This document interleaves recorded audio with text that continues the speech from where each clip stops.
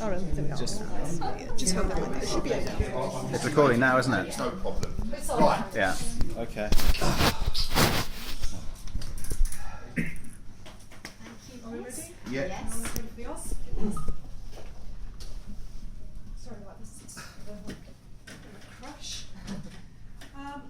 Good afternoon, all. Good afternoon, UKIP Dartford. My name is Elizabeth Jones. I'm the UKIP Vice Chairwoman of Southwark in London. And I'm appearing before you today with a view to becoming the PPC for Dartford.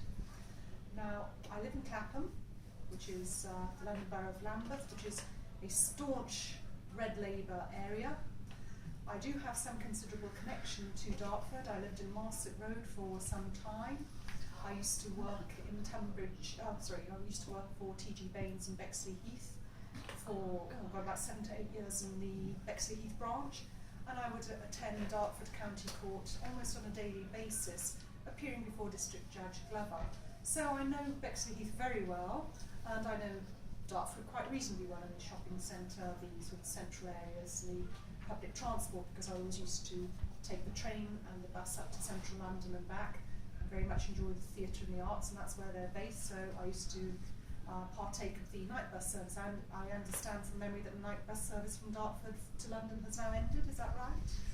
It's gone, hasn't it? A couple of years ago it went, which is very unfortunate. I think that's a major service provision that should be reinstated. So I do have a geographical connection to the area.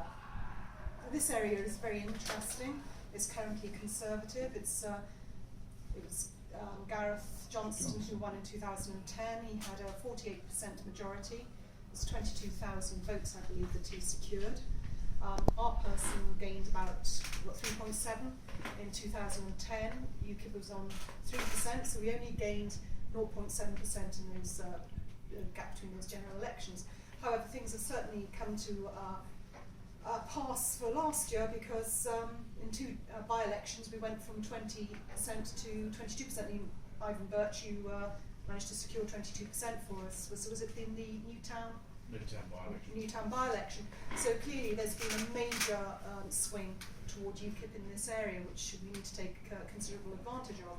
Now, the current weaknesses, from what I've seen of Gareth Johnston, looking at his voting record, are that he was strongly in favour of the increased tuition fees to £9,000, which is a UKIP policy that we would be opposing, because clearly we support free tertiary education. So that is something that whoever you select, that has to be one of your platform policies, tertiary education being free, as opposed to the Tory stance, which is they were very supportive. The MP around here was very supportive of tuition fees being 9,000. Another strong platform for national policy is that Gareth Johnson was also strongly in favour of foreign intervention. Again, this is totally opposed to UKIP policy, which is a non-interventionist stance. So there are two main platform policies that you can attack Gareth Johnson with in this area, and I think we need to be pretty vocal about that, and that we are seeking to be very different from the Conservative MP who's currently in power. Now, Dartford is quite a quixotic constituency. We've had the Tory, before that we had Howard Stote, and looking back it's almost like quite a checkered blue, red, blue, red, blue, red, almost in equal amounts, but I'm hoping that we will make some headway. I've got to be frank with you, I don't think we'll win Dartford, but I'm hoping that perhaps we move up from being 5th as we were in 2010 to perhaps a credible 2nd. How we go about that? Well, that really has to start today with you selecting a suitable candidate, and you really do need to start considering strong policy ideas that will attract this area. I'm used to dealing with Inner London, which has some very considerable problems. These problems simply don't exist in this area. However, there are issues with regard to transport. The road systems do need to be significantly modernised and overhauled. We've got the problem with the Ebbsfleet development with 15,000 new homes.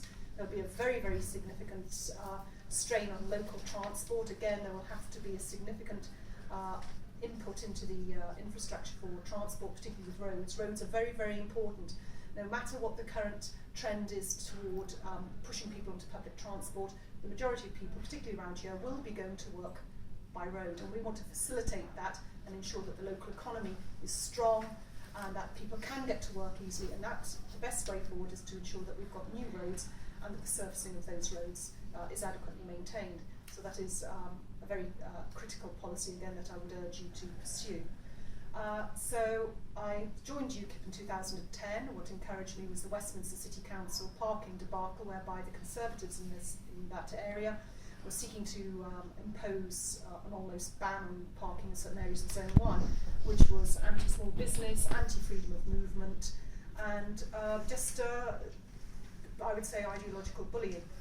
I joined UKIP at that stage because I found it absolutely incredible that a mainstream party, the Conservatives, could actually get into power and enforce, or endeavour to enforce, a policy that they hadn't even told the electorate at any stage they were going to enforce. So it's a very underhanded approach. And I thought, well, this is really not acceptable. We have to stand up to these people and don't allow them to go ahead with these policies. So that was successful. That Westminster City Council parking policy did not go ahead. The next campaign I was involved with briefly was opposing the congestion charge. Went on several marches and about that. Well, saying marches, and would be like stationary displays to passing transport. Next campaign was the opposition to military intervention in Syria. Again, we were very successful with that. I am absolutely opposed to any military involvement in Iraq at this stage against Islamic State. We've got no idea what's going on, who's allied to whom, who's funding these people, what's going on there. And really, we've done our bit in Iraq and Afghanistan. I say no more. Let the burden fall on France. I understand France is now bombing certain ISIS depots. Let them share the burden of that, because Syria is more of a French interest than it ever was a British interest. So let the French resolve that. We must withdraw and spend our money in this country. So I think that's basically it. I don't think there's anything further I wish to add to that. Thank you. Jo? Hi. What do you think is the key issues facing the Dartford area?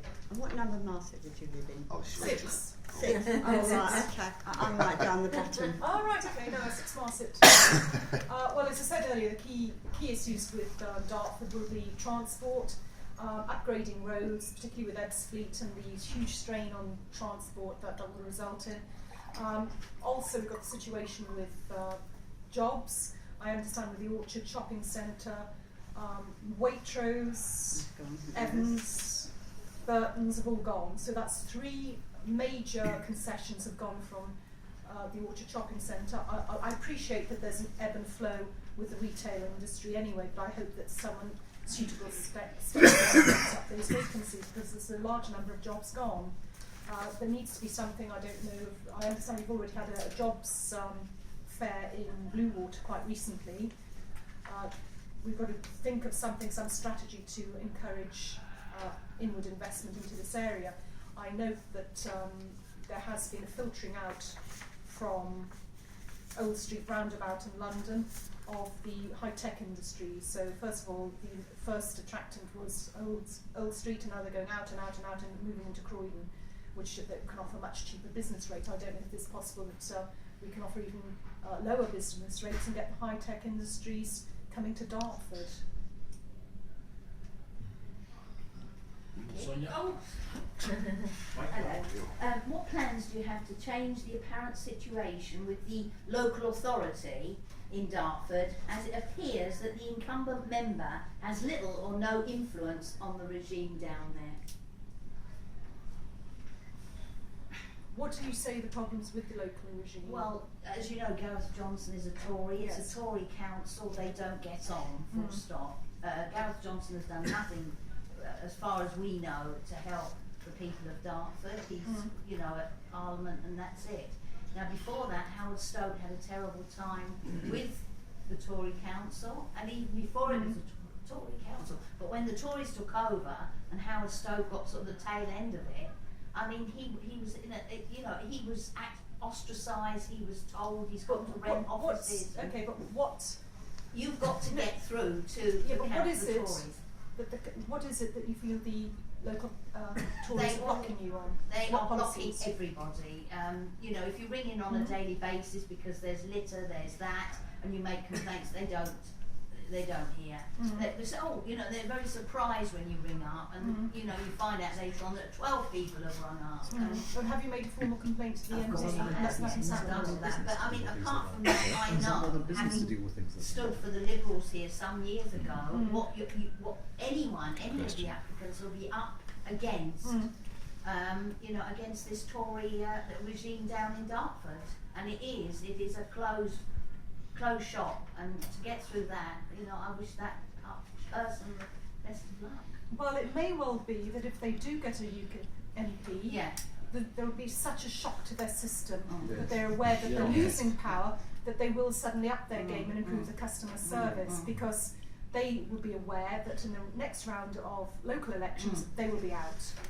So we can only hope that loss of political power will impact on them. Gareth? Right.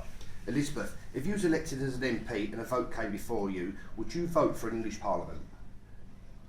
I don't know. I'd have to do a cost-benefit analysis and see what impact that would actually have on the British taxpayer, and what I don't know what the terms of that would be. Are we suggesting that we? What would be the terms? Right, it'd be, Would for the example, power limit? where we would have English MPs voting on English issues only, because we're now currently in the Houses of Parliament. Scottish MPs, Welsh MPs, and Northern Irish MPs can vote on our issues. So, for example, if we did have an English Parliament, the only people who vote on English issues, for example, problems with the national health, education, law and order, it would only be voted by English MPs, opposed to Scottish, Northern Ireland and Welsh MPs. Well, I would rather take a different spin on that, and my spin would be that perhaps the Scottish MPs and the Welsh MPs simply don't vote on English issues, so that we don't have perhaps necessarily an English Parliament. I'm just thinking of the spin and the PR of how it looks. So they don't vote, and that basically means that Ed Miliband is going to have very significant difficulties then, because I'm sure you're aware. Yeah, of the the number of- 67. Exactly. So Yeah. he's going to be prejudiced by that significantly, and also he's in a very difficult position, because if we're not seen as being what the left would seem as being aggressively nationalistic, but we're saying what's fair. We're taking the fair approach. We're not saying there should be an English Parliament. What we're saying, you don't vote in certain issues, then how is he going to come back and say, well, they should? Well, how? It's not democratic. So we would be forcing Labour to appear undemocratic. Whereas if we were this is just my view, aggressively pursuing an English Parliament, we're going to get the oh, you're racist, you're EDL, all that crap. So, and that's quite a difficult hurdle to overcome, particularly as you're coming into London, where you're dealing with the trendy liberal types who get very, very frightened of anything of that ilk. John Lake? How would you advance the cause of UKIP in the light of the Scottish referendum result? Well, for a start, do this. Nigel's already doing it for us. We've got the issue with regard to the Barnett formula that has to be completely overhauled. I think last year we gave £30 billion to Scotland. Well, I mean, I appreciate the situations they give their revenue to us, and there's a certain calculation when it goes to Scotland. Okay, so there needs to be a rehaul of the Barnett formula, which I understand UKIP is pursuing anyway. We need to have this sort of very gentle approach that Scottish MPs perhaps don't vote on English issues. That's being pursued anyway, and I don't think there's much further we can do, because I don't want to certainly sort of antagonise the Welsh or the Scots to such a degree that we are completely isolated. Especially if we have a Scottish MEP up there who's making significant headway. He got 140,000 votes, which is 10.4% of the vote, which I think is a tremendous achievement. We don't want to let go of that. So that's helpful for us for the future. I think we're on a roll. I don't know if there's really much more we can do except constantly put forward the UKIP message in the social media and the press, TV and so far, and the media, and I do that as much as I can. I'm virtually getting a weekly slot now on a radio station. This week I'm going to be on TV talking about referendums. So we're doing what we can do. I mean, what ideas do you have? How do you think we should do it? Well, I think basically you've said it all. Okay. John Kane? Yes, Elizabeth. What plans, if you're elected, would you have to redress the situation where our police have surrendered the streets to and other public places in this area to open drug taking, open drug selling, alcoholism, aggressive and intimidating begging, and general litter louting? Would you have any plans to sort of help to that situation with the police? They centralised most of the Kent police into hub areas. All the local police have gone. You hardly ever see a policeman in the area other than a car flying past maybe at 60, 70 miles an hour. Well, for a start, what's the street lighting situation? Do you get street lighting throughout the night and throughout the early hours of the morning in Dartford? No, it goes off in a lot of streets at 1 o'clock. No. Right, well, do you think things would be better if the street lighting was kept on? Oh, for sure, yeah. It'd be a lot safer for women and, you know. But that's a cheap start, isn't it? It's a cheap hit getting street lighting throughout the entire nighttime and twilight period. So that would probably shoo out a lot of people. What about CCTV? Have you got full CCTV everywhere? No. We don't have CCTV? Only in Dartford town centres, not out in the rural areas. Well, I think perhaps we should consider CCTV, more street lighting, and so I suppose we've just got to commit to having more police officers. Insofar as I don't know how successful or how determined the police were previously when you did have a lot of police on the ground. Have things deteriorated significantly, would you say? They have, and that's as a result of not having police on the ground. And have you raised this with your current MP? Or what's he done? Nothing. Oh, right, okay. So really it's down to the police budget then and trying to liaise with them and see what can be done. You've got community officers and you've got your dedicated police officers, but you never see them. Do you know where they are? Where are they then? Well, there is a small station at Dartford which is open 9 till 5, but the closest police station to here is Ebbsfleet, and Dartford's a big town. And we had a massive police station and they knocked it down 3 or 4 years ago and that was it. It's just like a bomb site there now. It's just all, well, flattened ground and that's it, flattened land and that's it. My community police officer lives in Rochester. Yeah. And I live in South Durham. The Ebbsfleet, when I live at Hartley, if we have to call an area car, it doesn't come from Ebbsfleet, which is like a quarter of an hour away, it has to come from Tunbridge. The area car for Hartley comes from Tunbridge. Ours come from Southend. Yeah. So we need to try and commit to getting more police officers in Dartford. And sorting out the 999 problem. Yeah. So what's the Dartford 999 problem? That's a problem all over the country, the 999. Okay. I came past a place in Welling where burglars were going through an upstairs window and I saw them. There was no phone about, I hadn't got a mobile. I came back home as quick as I could, phoned the police, 999, and they insisted on putting me through to Kent. I told them the problem was in the metropolitan area, but I actually put through to Kent. They couldn't work it out. Well, pretty incompetent then. Yeah, useless. Absolutely useless. And it's not the only occasion. Okay. Thank Right. you very much, Yeah. everyone. Liz, could I just ask you before you leave, just to cover off a couple of questions about in terms of your funding, how you would fund a campaign if you were selected, and also if you were elected as MP for Dartford, whether you would be moving here. With regard to funding, obviously I'd pay the fee, the MP's fee. I'd also pay for my own leaflets I did with the 2010 election. And apart from that, I don't know what further strategies that Dartford UKIP has, or I don't know if you'd be investing in billboards or local public meetings. I don't really think that there is much need to spend a huge amount of money in campaigns. We've got very significant social media, we've got Twitter, YouTube, Facebook, and so on. That is useful. Have access to the local press. So I think that can take up a lot of slack, but I don't know if many people, what the percentages are in Dartford of usage of social media. And if I were to become MP, yes, I would move down here. At the moment I'm working full time. I'm working in Fulham. I live in Clapham. So I would not, obviously I'd have to be driving back and forth to come here to assist with canvassing and leafleting and in hustings. But yes, if I did become MP, yes, I would argue that. I mean, so it's not, you know, I've lived here before. Okay, Right, thank that's you it. very much.